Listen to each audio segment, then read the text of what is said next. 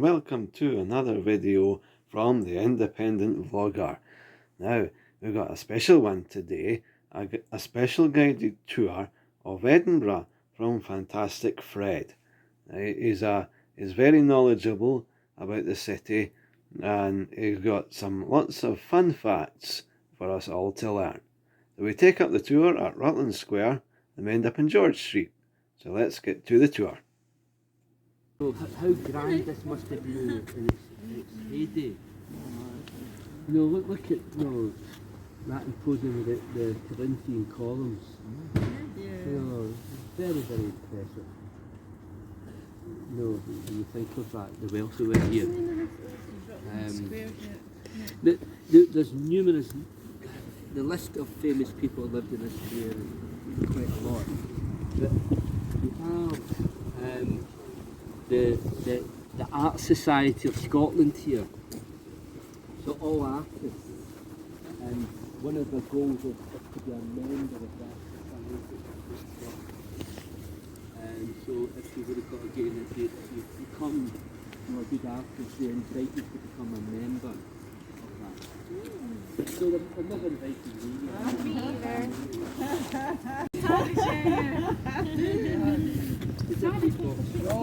And here there used to be a telephone. So tell us about the history of the police boxes. Well, it was actually through Robert Peel that started to introduce them down in London. That's all really much I know about them.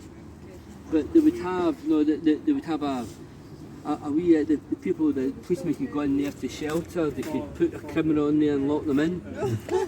But why is there one here when there's no junction? That might be a good idea for now. I do not know, Paul. That's weird, because they're always at junctions. Ah, right. Big junctions. That's a good point. Before traffic lights. Yeah.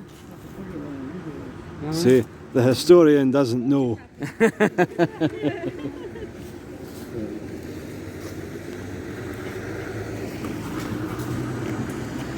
Of the window tax they had in Britain. Oh, yeah. So that's a prime example of it. The daylight, we called it the window tax, but it was actually daylight. They charge you for having too much daylight in your house. I think this is a joke. No, it's not. Well, Mark, I don't know. I say one of the stories I'm telling is not true, but that's window tax. You get charged for daylight. I read something about that, and there was something that had a slightly different meaning. I need to go for Right. it. Yeah. These columns there. They're just phenomenal. Actually, like when you know about it, like you will keep spotting it. Yeah, exactly. When I was first told it, I just kept seeing it everywhere. Here we go. So there's two things. There's the one about if you had like 10 windows, you paid a certain amount. If you had between 10 and 20 windows, you paid a further amount, and more than 20 windows. But then there's also many windows in the Georgian buildings appear to have been blocked, but were in fact designed that way to maintain the building's symmetrical facades. Interesting. Victorian health campaigners referred to the window tax as a tax on light and air. It was abolished in 1851. So I think there's two, I think both were right. Both were right, but one was for the symmetrics, especially with the Georgians. Yeah, and it's interesting that, you probably won't have the time, but in the Balmoral Hotel, in one section, if you're looking from the south to it, going over the bridge, everywhere else is there a mirror copy, though the right hand corner is the same as the left hand corner, if you see what I mean. But in this particular one, it's completely different. So they built a round window, a turret rather than the square one. And sometimes that's just the architect saying, I'm changing. I want to do this. Or the owner said, I want something a bit different from everybody else. It's quite interesting that one of the chap who did Chloroform, Lister, Mark Twain, Vanity Fair author. But also he wrote a book, see that Rab and his friends. So who do you think Rab was?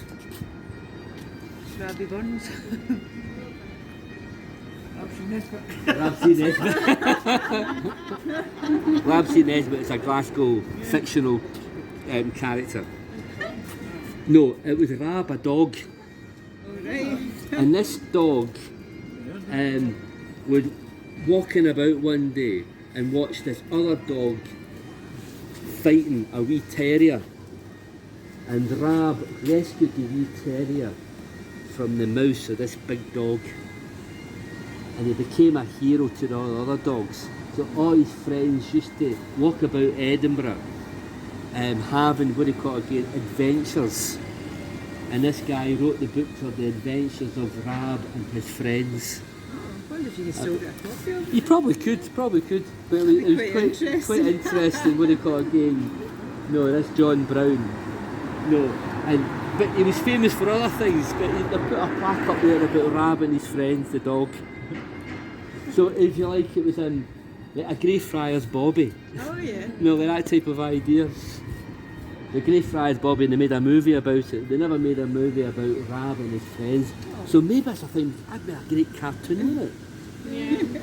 Yeah. A great cartoon movie. Rab and his... So remind us, Fred, where the trains used to go to from here? Right, the trains went from there. They went to Balerno. They went to Carstairs, Collington, Merkison, Slateford, Davis's Mains, Barton. So all over Edinburgh. Leith From- and Carlisle and Glasgow. Oh. There you go. Built in 1876, now a hotel. What is what you do, where you And they're not far from Elsie Ingles as well, so yeah. Now, Jelly Do, what do you think Jelly Do means? What was that? Jelly Do. What does Gilly do mean? Excuse me? Oh, sorry. I kind of pub Cayley dance because you don't do Cayley dancing. Scottish meals. But then, actually, Jelly Do, they see that drams, whiskey, Scottish fare, chips and meals. So you go there dancing. Jelly Do gives you a clue. What's sitting on top of the D? Wee fair. A mischievous fairy. A Gilly Do. The word do actually means black, and Gilly, you say man, it's put that to a fairy. So it's a mischievous fairy, a Gilly Do. Because they used to use the word gillies For somebody out in the punting, no, a gillies. Gilly, for fishing and what have We'll you. need to find out when they're next having a Keeley Yeah. and go to a Keeley here. It's good fun. So it's fine for later on, you could do. At the end of this street up here, see if you look at the castle, look what you see. Now, if you go up to, there's a street up there called Spittle Street. Right? Now, Spittle Street is named after a chap. I used to think it was what used to be TB clinic in Spittle Street. And the way to test for TB is through the spittle. They get the spittle, they look at it and say, yes, he's got TB. And I used to think it was to do with that, but it wasn't. Spittle was named after the man who lived there, who made his money on selling curtains. And he made an awful lot of money selling curtains. An awful lot of money. Very, very rich man. But in Spittle Street, if you look down Spittle Street, you look at that castle. And in Spittle Street, in that area, there was a man born called George Gibson. He was born in 1904, George Gibson. And he was a great artist, and he moved to America. He moved to California, and he became the chief designer for MGM Films. And the movie, The Wizard of Oz, when Dorothy with her three companions are walking down the yellow brick road, you see the Emerald City in the distance. And the Emerald City is Edinburgh Castle. That's what he imagined it to be like. So he designed the set for the Wizard of Oz on that. He worked in that for 30 years as the main curator of all the backdrop for movie for MGM. There was a famous movie with Gene Kelly, and it was called An American in Paris, and it's scenes of him dancing all over Paris, but that was done in the studios, and all the paintings of the boulevards and Eiffel Tower were all done by this George Gibson from Edinburgh. He did all the backgrounds for that. He worked with Carol. He was also taught with Carol worked in the Edinburgh School of Art. Carol never knew. A wee bit too young. But there was a famous movie called, you still get this movie, called The Shoes of the Fisherman, talking about Peter, the Apostle Peter. And of course the Catholics believed that he became the first Pope. So MGM approached the Vatican and asked, could they film inside the Sistine Chapel? And they said no. So George Gibson was commissioned to paint the whole of the Sistine Chapel in canvas to make it look as if the film was filmed in the Sistine Chapel. And it was interesting at the premiere of the movie, and there was a group of bishops sitting and cardinals sitting watching this movie, and Jean, his daughter, was sitting behind them, and the bishops and the cardinals looked at each other and goes, I thought he was refused permission to go in and to film in the Sistine Chapel. They thought it was so real that he's painting the Sistine Chapel. So that's how good he was as an artist. And they even filled the cardinals and the bishops who'd been there. Here in Lothian Road we have a crow having its tea. I didn't know crows ate pizza.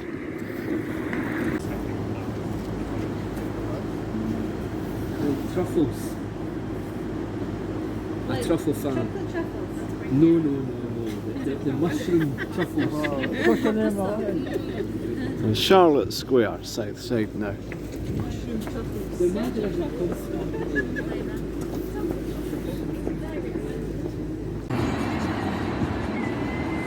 South Charlotte Street now.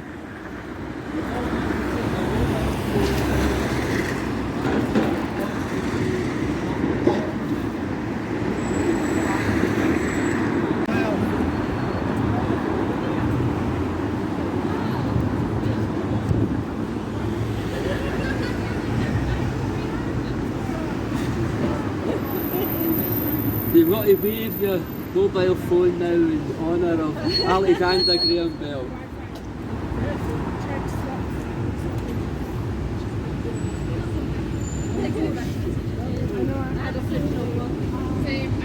You wonder, how did Alexander Graham Bell get the idea of trying to communicate over a bit of wire? But his family taught elocution. So there were famous linguists, his family. So he was brought up in a family that learned to spoke properly. So with that type of idea, he had a great ear for words, and he thought it would be, of course, useful to be able to transmit these words. Let's see.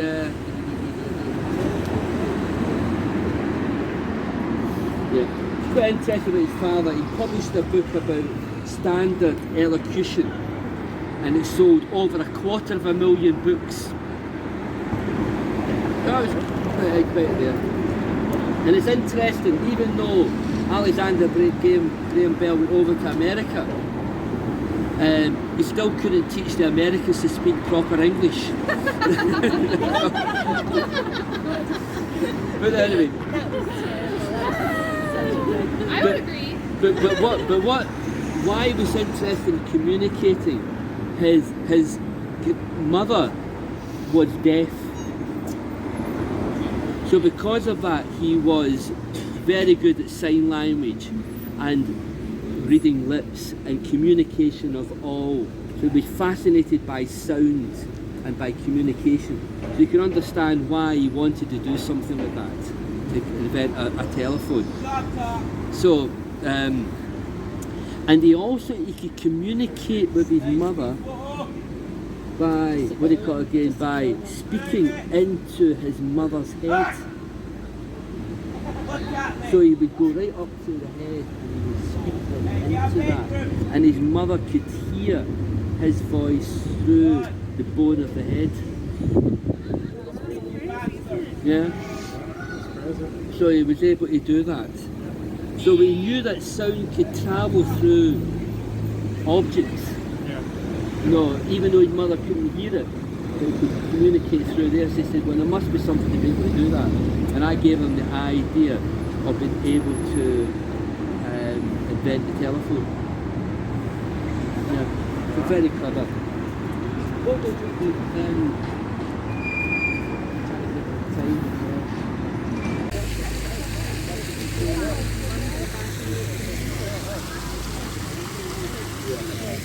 And I can't remember the name of the person, but they saw it, they bought it, and it got transported up here in pieces, and this is where it's been. Everything. So it was never originally made here. It was part of an exhibition. Beautiful, isn't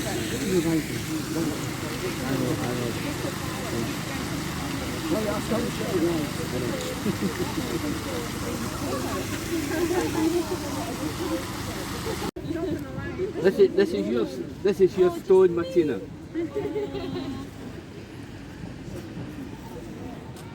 So it said during the war years 1940 to 45, the Norwegian Brigade and other units were raised and trained in Scotland, where they found hospitality, friendship and hope during dark years of exile.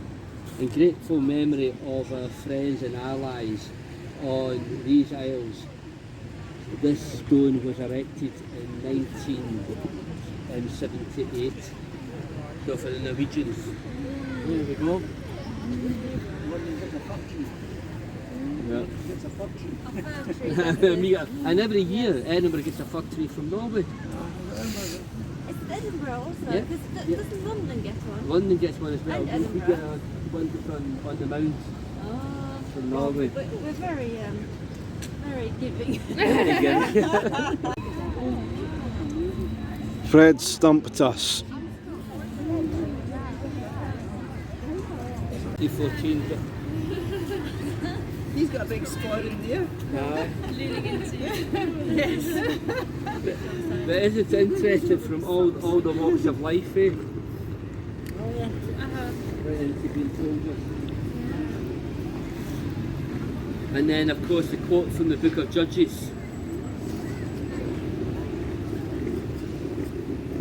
People that jeopardise their life unto the death in the highest places of the fields. Judges 5:18. I get it.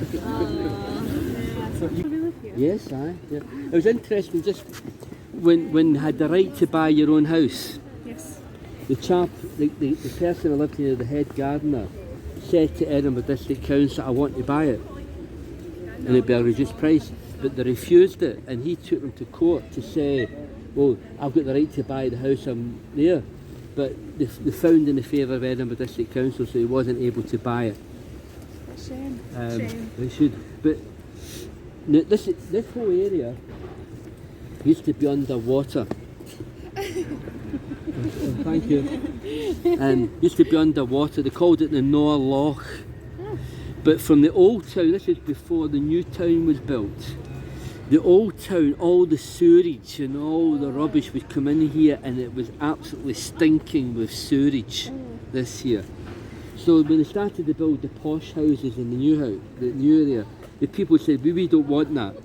And there was a reason why it was like that, all the water in here, it was part of the northern defences of the castle. because an army wouldn't want to get their good army boots messed in the sewer of the old town, I mean.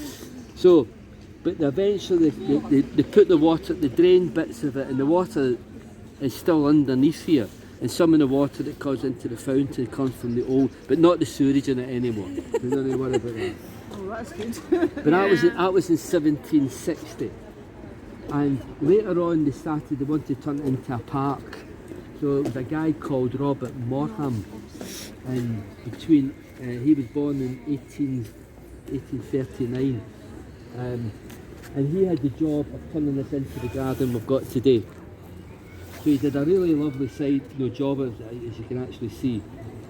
Now that Robert Morham, he was a great architect, not just in gardens. Morningside Library, he designed Morningside Library. There you go. The bridge at Saughton Park in our territory, nice bridge. Inverleith Park, which is a lovely park as well. The swimming baths at Dalry, off the Dalry Road. The North Bridge, which is getting refurbished, he did the pillars for that, for North Bridge. Also, a beautiful fire station up at Lauriston fire station, he designed that, beautiful fire station. Now, it's interesting, when he was doing this here, he was a great reader, and he loved Scandinavian folklore and stories. So he designed this with the thought of Hansel and Gretel. Now you can see that, can't you? No, what he caught again. So, do you know the story of Hansel and Gretel? Do you know what the story was called originally? It was called, sorry? So, it was called Little Step Brother and Little Step Sister. And of course, they were abandoned in the forest, and they came across the house made of gingerbread and candy, and the witch was a cannibal, if you remember. And they gave Hansel and Gretel all the stuff to eat to make them fat, and then they would put her in the oven and goes, look in here, and there's there. So Gretel, she realised what was happening, and she pushed the witch into the furnace, into there, and turned the oven on. Wasn't electric in these days, no? But anyway, and killed the witch. So, and got away with the treasure. So there we go. So the moral of that story is, eat your children raw. Princess Street is best known for its shopping, but it was actually intended as a place to live. The street is a key part of the New Town Plan, first drawn up in 1767 by architect James Craig. The idea was to attract the wealthy to move back to Edinburgh, but quite quickly Princess Street became known as its shops. One original Georgian townhouse does still exist, though at number 95. However, another key intention of the New Town Plan is still in place. Uniquely among capital cities, Princess Street is one-sided, giving it spectacular views at the old town skyline and the castle. Castle is over there. Look at the nice colours. Have you heard of the poet called Shelley? It's better if we stand here. Or maybe I don't. I think you should come this side. Maybe we'll go over here. He spent his honeymoon here. Now, Shelley is. You ever heard of Byron? Right, well, okay, he was a friend of Byron. Okay, but Shelley was probably. He was an interesting character. He was an English romantic poet. But his poetry was full of radical thought, political things. Byron was quite lovely. He was very, very political poetry, Shelley. He influenced Browning, Harvey and Swinburne with his poetry. Now, Harriet, he fancied her at the age of 14, right? But he got married when they were in the 90s, and they ran away and spent their honeymoon here. But he was a very bad husband. In fact, it's a very good found floating in the Serpentine in London, drowned. He'd been there for about a week or so. And he reported her missing, and she suffered from deep depression. And then the second wife was Mary Shelley, who wrote Frankenstein. So he was Edinburgh.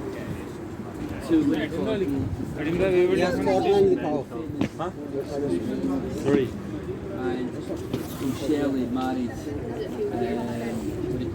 Mary Shelley. She wasn't called Shelley then, of course, but that was Frankenstein there. Now this chap here, I would guarantee probably the vast majority of people that pass by there have not even got a clue about it. But he affects everyday life. Everyday life he affects. He says his name, James Clark Maxwell. Now, he was born in India Street, which is just down that way in Edinburgh. He was a child genius. I'll give you a wee bit of his history. At 8 years of age, he could recite. Oh, hi. Yeah. This is the last one either. You saw it again after. I start again. We'll do it the way back now. But just saying, this guy, everybody, 99% of the people in Edinburgh have not even probably heard of him. He affects everyday life. Everyday life he affects. And at the age of 8, he was able to recite the whole of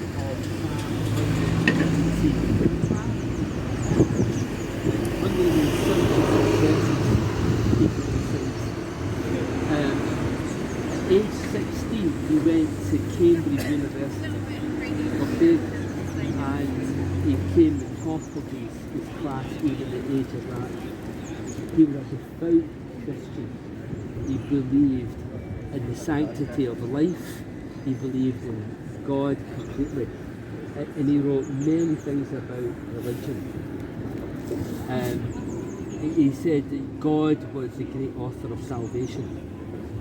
And it's interesting what he said about the Bible, which I think this is quite interesting. He says, the Old Testament and the Mosaic Law and Judaism are commonly supposed to be taboo by the Orthodox. Skeptics pretend to have read them and have found certain witty objections, which to many of the Orthodox unread omit, and shut up the subject as haunted. In other words, you don't understand it. But a candle is coming to drive out all ghosts and bugbears. Let us follow the light. That's quite profound. That forget about all the Orthodox. Read the Bible, you'll get the candle of light, and even, if you like, to a certain extent, prophesy. But a candle is coming to drive out all the ghosts, all the mysteries of the Bible. To do that. So, I think that's quite to show what kind of man he was. And where he made his fame, and why that statue is there, is because scientists all over Britain put money to get this brought to him, because Isaac Newton, not Isaac Newton, when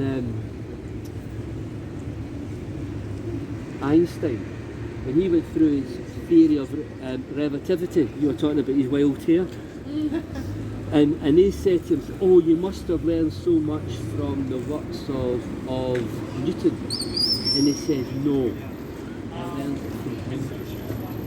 So Einstein's theory of relativity with space travel, with all these things, would not have happened if it wasn't in electrical, mechanical engineering.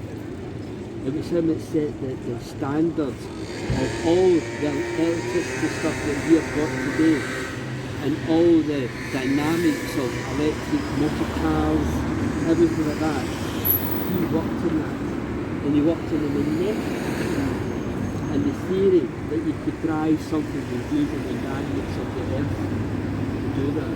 The scientists are still working on that today.